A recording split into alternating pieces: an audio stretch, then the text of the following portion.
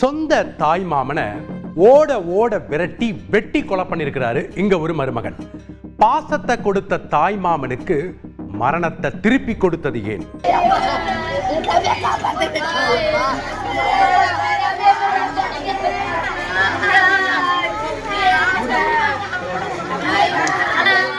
எப்படியாவது உயிரை காப்பாற்றிவிடலாம் என்று படுகாயமடைந்தவரை திருப்பத்தூர் அரசு மருத்துவமனைக்கு சிகிச்சைக்காக கொண்டு வந்தனர்.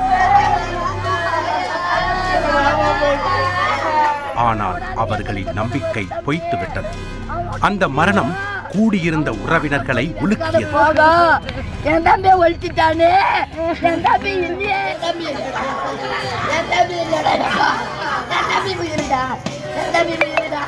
கடைசியாக ஒருமுறை அந்த முகத்தை பார்த்துவிட வேண்டும் என உறவினர்கள் துடித்தனர்.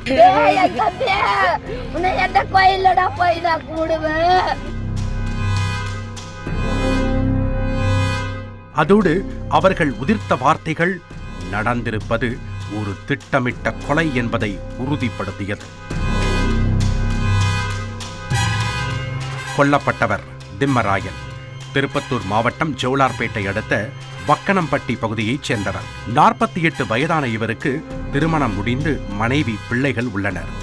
திம்மராயன் ரியல் எஸ்டேட், விவசாயம், கந்து வட்டிக்கு பணம் கொடுத்து வாங்குவது என பல தொழில்களை செய்து வந்திருக்கிறார். சம்பவத்தன்று இவருடைய வீட்டிற்கு வந்த ஒரு நபர் தோட்டம் வரை ஓட ஓட துரத்தி சென்று திம்மராயனை சரமாரியாக வெட்டி வீசிவிட்டு தப்பியிருக்கிறார். தகவல் அறிந்து வந்த போலீசார் நடந்த சம்பவம் குறித்தும் விசாரணையை தொடங்கியிருக்கிறார்கள். அதில்தான் குற்றவாளி வேறு யாரும் இல்லை, திம்மராயனின் அக்கா மகன் சக்கரவர்த்தி என்பது தெரிய வந்திருக்கிறது.